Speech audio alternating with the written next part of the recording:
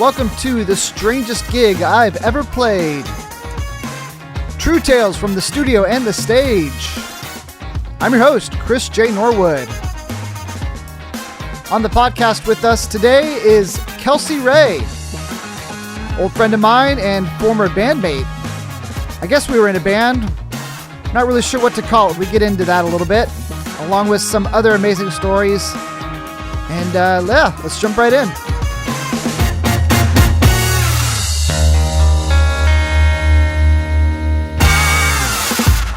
Welcome back to The Strangest Gig.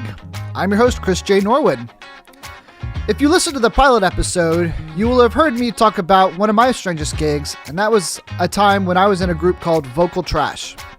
Vocal Trash is a stage show. We played trash cans, buckets, water bottles, sang 3 and 4 part harmony, toured all over the country, played state fairs, festivals, corporate gigs. It was a lot of fun. It was a very special time. It was a time that I look back on with great fondness. In Vocal Trash, I met today's guest, Kelsey Ray. Kelsey has been performing on stages since she was 5 years old. She's a phenomenal singer, phenomenal dancer. And after I left Vocal Trash went on to tour the world, basically. They've been to countries all over Africa, India, and several others. Recently, Kelsey has started her own group called 2B1 World. She gets into that a little bit and talks about spreading the message of environmentalism and caring for the environment. And she's using her show now to carry on that message. She tells us all about that, and we also reminisce about some former Vocal Trash shows that she and I were in that were certainly some of my strangest gigs. But before we get to that, I wanted to let you know October is a very exciting month for me. My new project, Chris J. Norwood and the Knockdown Dragout, is releasing some music, finally, out into the world. Our cover of the great Otis Redding song, Fa Fa Fa Fa Fa, sad song.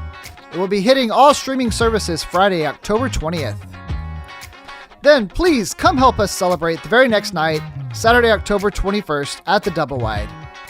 You can get your tickets there at the Double Wide's website. Please, when the song comes out, check it out. That'll give you just a little taste of what the Knockdown Dragout has in store. Then come party with us at the Double Wide. We got a lot of really fun stuff, a lot of new music, a new album coming out, and I hope you will check it out. We've been having a lot of fun with these shows. They're soulful, make you want to dance, and it's a good time. So hit us up, chrisjnorwood.com, Instagram, Facebook, Twitter, X, whatever it is, at Chris J. Norwood. So stay tuned, stay involved, and come see us. And now, without any further ado, here's Kelsey Ray. Hey, Kelsey, thank you so much for being on the podcast. Yes, Chris, thanks for having me. This is, we've known each other a really long time. Yeah, we go way back. And I'm excited to talk to you because my very first episode, I talked all about Vocal Trash as being one of my strange gigs. Yeah. Strange in a good way. So I've been wanting to get you on to be able to kind of reminisce. Yeah. But before we get to that, tell me about your current gig, what you're doing currently, and then we'll get into a bit of your backstory and kind of how you got here. Yeah, I put together a show called 2B1, so it kind of stands for to be one with the planet, to be one with one another. And I put that together about a year ago. It's basically a concept of musical theater kind of angle to it, a variety show based on coming together, saving the planet. That's always been kind of a passion of mine. Working with the youth, just trying to make a difference with my talent. I was trying to find a new avenue, and this is kind of the direction I've gone. And how long have you been doing 2B1? For about a year. Okay. Yeah. And then, so before that, obviously, Vocal Trash. Vocal Trash, yeah. Tell me about, for people who may just be like just tuning in, who don't know about Vocal Trash, tell me about Vocal Trash. Well, Vocal Trash started back in about 2002. We originally were just a cover band, and then Steve Linder, the other creator of the show, had a concept of adding trash cans, and it was really interesting at first, and it's just kind of it morphed into this amazing show. And it's basically like recycled instruments with breakdancing and tap and horns and comedy. It was a really fun show. But the recycling and saving the planet thing, I came up with that about 13 years ago. Okay. And that's when I definitely found my passion. I created a children's show. I wrote a children's book. And then I found like really where I wanted to put my talent, which was trying to make a difference. So that all kind of combined with Vocal Trash. Yeah. And Vocal Trash, obviously a lot of like fairs and festivals and corporate gigs. Yep. Mm-hmm. And then one of the coolest things that y'all got to do is go play a bunch overseas. Yes, that was life-changing for me. I always loved the fairs and festivals, and I still enjoy to do them. But going abroad and learning other cultures and seeing the environmental issues that they had, gosh, I learned so much. And it brought in just this new way of thought for me. It changed my life, to be honest. Like it really, I noticed how much we take things for granted in the U.S. Sure. Just like seeing, especially Africa. Africa, I've been quite a few times, but a lot of people there, they don't have anything, not even shoes on their feet, but they've got this like joy and this hope, and the way they responded to our show. And what was the language barrier like? There really wasn't, because we go with the U.S. Embassy. Okay. So usually, and that's how you got kind of hooked up and yeah. Okay. Steve met a guy. We were doing a showcase called APAP in New York, and he met a guy and he told him about the children's program that we had. And so he noticed, they're not only a show, but they have a message. And there's a thing called Arts Envoy, and they work with the U.S. Embassy, and they work with groups that have a message. And that's basically the environmental side of things is the why we went abroad. Yeah. So there's really no language barrier, because we worked usually with English-speaking schools. Okay. Now, there were areas that they were. Yeah. Like Jordan was one that we went, and that was very difficult. There was a lot of times that there was a language barrier. But Africa is a pretty English-speaking anyway, so it's like... Sure. Where all did y'all get to go?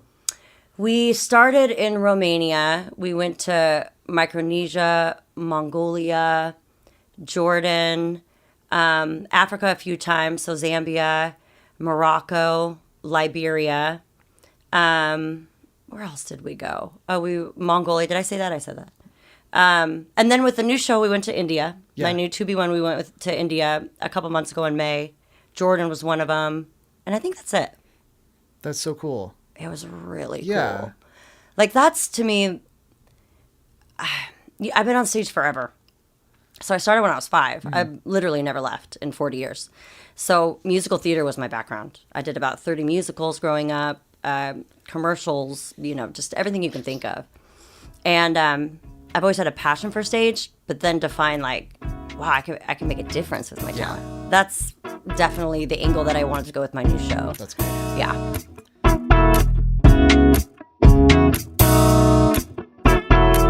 One of the gigs I wanted to ask you about was my very first one for Vocal Trash. Okay. And I don't know if you remember this show. It was the Dade County Fair. Oh, yeah.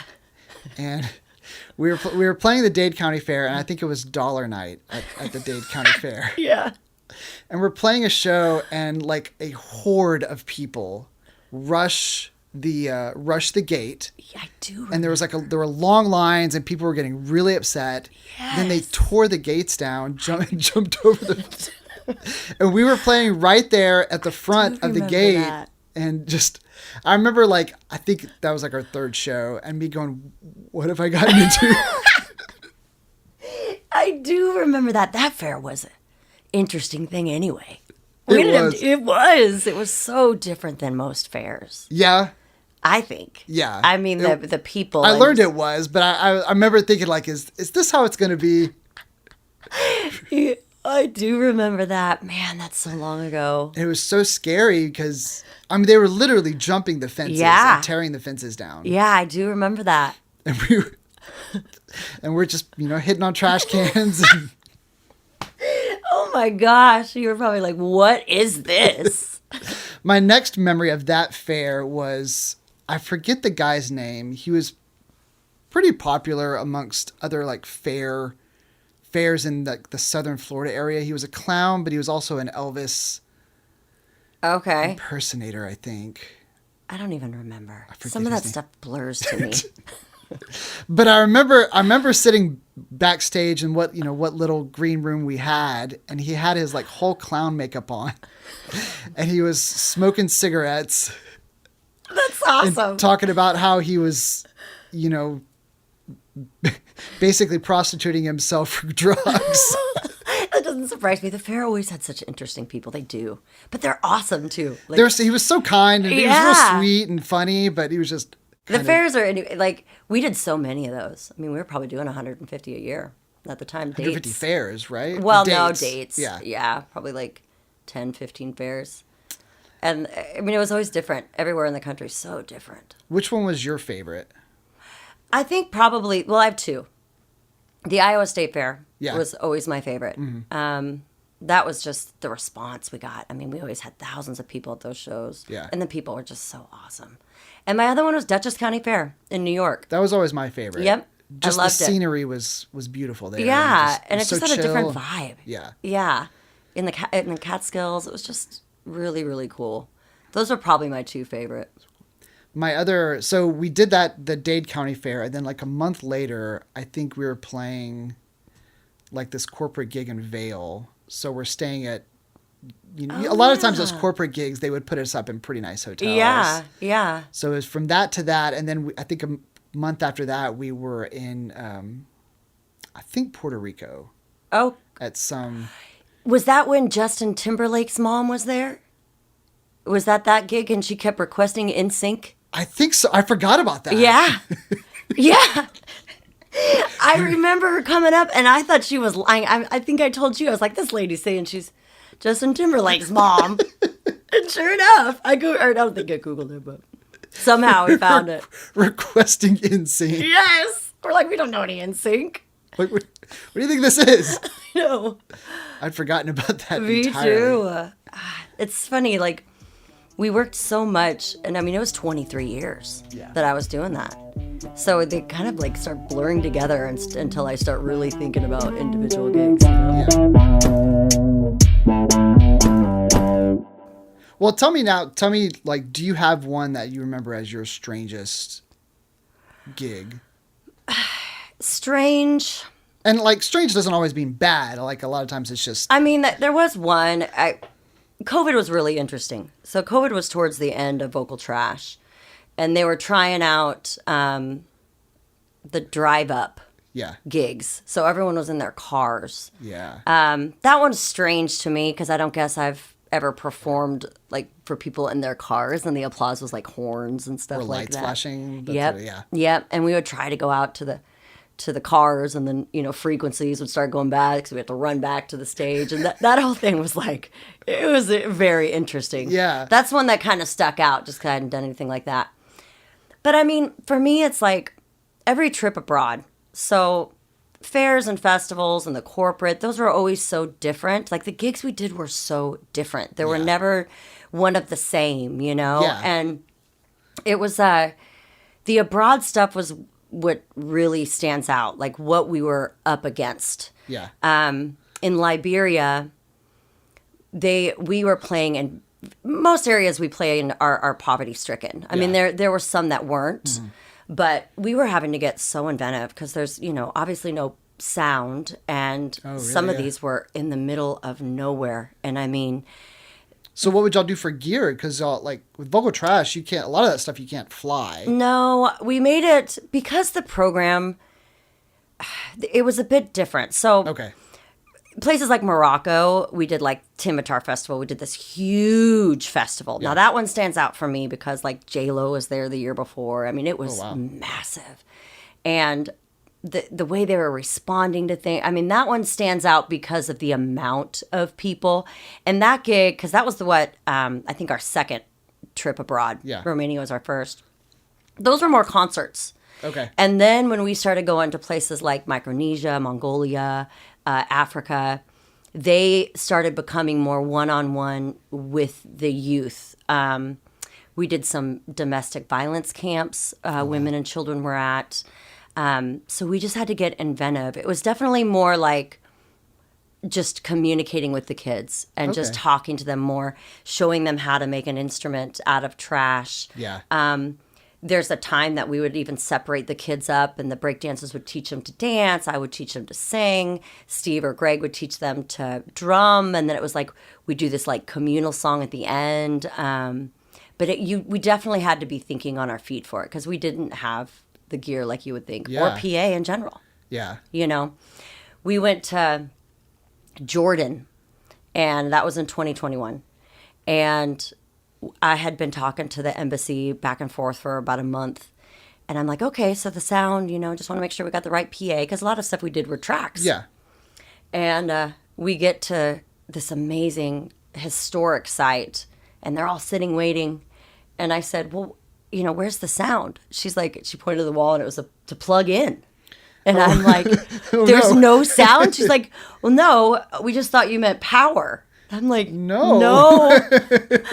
So I had to like literally recreate, what are we going to do for 45 minutes? And that's when we had the language barrier. Yeah. So they didn't speak English. Wow. So I was like, all right. So Tito, this other guy that happened to be there, pulls out his guitar. And mind you, this was like not my normal crew.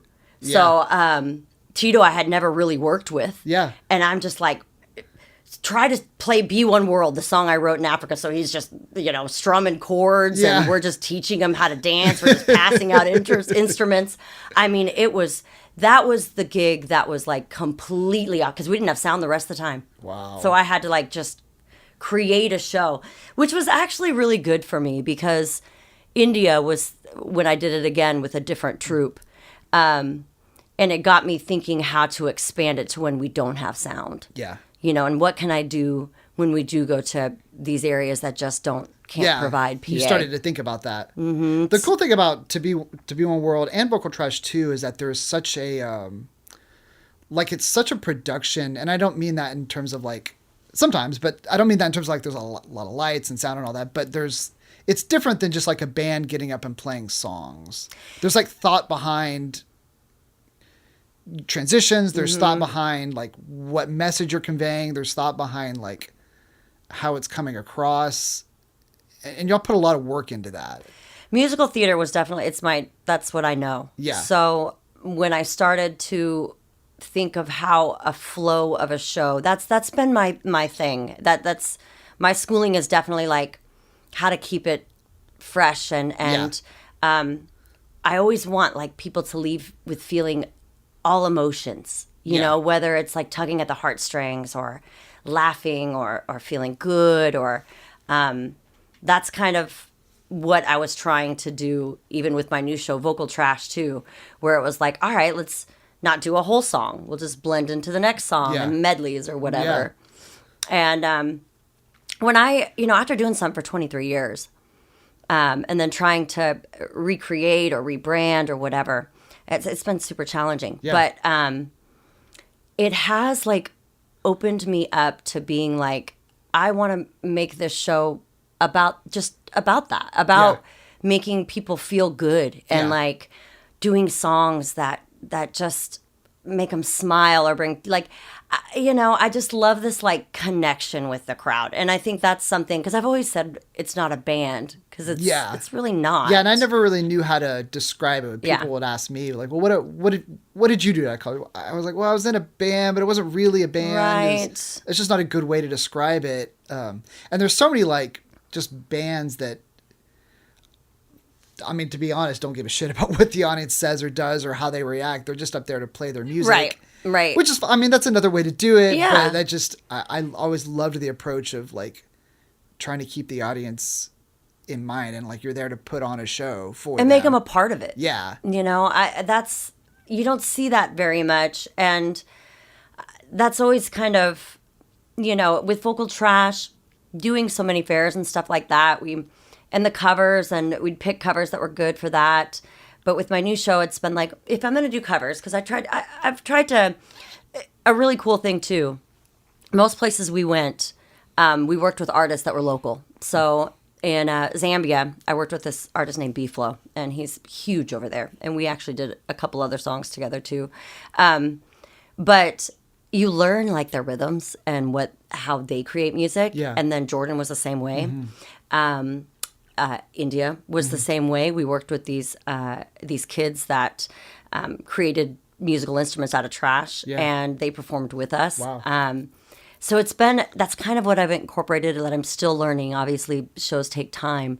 But with 2B1, it's been like, I kind of want to make it like an experience, like a journey, like to let them know what it feels like to be a little bit in Africa, or to feel what it feels like to be in India, and bring in those rhythms. And that's what I've tried to make the new show. It's just more like an experience. That's cool. Tell me about your dream gig. And that can be like dream venue, dream whatever. Dream whatever that means to you. Yeah. This year has been a lot of learning which direction I'm going to go. When you do the same thing for decades, it's interesting to try to take your mind out of that, but take with you, right? But also starting fresh or whatever. And now I think where my focus is at my age is just, my dream gig would be to continue abroad. Yeah. I would love to do a tour and just stay abroad and work with the youth. I know that doesn't probably specifically say a gig, but no, but yeah, I totally get it. Yeah, like I love working with kids. I'm not going to have any kids. I'm too old for that now. Yeah. But being able to like go to these places and just leave this impression with them, that's just what I want to continue doing. Yeah. That's awesome. Are there any plans to go back? Yeah, it looks like I'm going back to India in March. That's awesome. We performed at some all-girls school, but we were in the Himalayan mountains. Now, that was interesting. We were on this bus that was smoking, and we're like driving up this cliff. And it's like 3 lanes, but it's really 1, And everyone, all the band, we're just like, oh my gosh, don't look to the left. Because it's straight down. The bus is smoking. It's like this 15-person bus, and it's literally straight up. And I've never seen anything like India. India was something I'll take with me forever. But so a bunch of schools there, they've asked us to come back and do about 10 more. Yeah, because they're having some serious environmental issues there. So. Yeah. Are they really close to like the major metropolitan areas? That wasn't. We performed in New Delhi and Mumbai. Yeah. And those, would I come back to America and see, our issues here and things, places like that just leave this impression of just like, we have no idea how good we have it. Yeah. Because over there, they still have this like hope, and these kids are like, we want to make a difference, That's awesome. And you look around and you're like, how, where do you even start? Right. But they don't give up. Yeah. Are there any like 2B1 local gigs? Yeah, we're doing a plain old Christmas tree lighting November 19th. That's a pretty fun one, and I'm doing like some individual gigs too. Great. Just some solo gigs that I do at like the AC Hotel in Fort Worth, and I do some things in Plano. But my website is Kelsey Ray, RAE, so Kelsey Ray, 4peace.com, so KelseyRayForPeace.com. But there's stuff on there about that. Great. And then, my Instagram's the same handle, and then 2B1 World. Okay, cool. The band's really called 2B1, but 2B1 World. Yeah. Thank you so much for Thanks for having me, talking Chris. to me. This is fun. This is really fun. All right, there she goes. Thanks so much to Kelsey for coming on the podcast. Y'all, please be sure to go check her out. She is uber talented and always puts on a great show. So check out KelseyRayForPeace.com. Check out 2B1 World. And give her some love. Also, as a reminder, Chris J. Norwood and the Knockdown Dragout, we have our first single coming out this month, October 20th. It's a cover of the great Otis Redding track, Fa Fa Fa Fa Fa, sad song. And I'm really proud of it. It's really great. Give us a follow on Instagram, Facebook, so you can find out. We've got some more tunes coming out in the next few months. We got a new album coming out, a debut album. We got some exciting shows to announce. And then remember, after our single comes out on the 20th, the next night, October 21st, we'll be at the Double Wide with Isaac Sloan and the Sound Brigade and the Infamists. It's going to be a really great show, and we hope to see you there. And we hope to see you at all future shows. And until next time, if you find yourself performing amongst the carnies, just remember, a gig's a gig, right?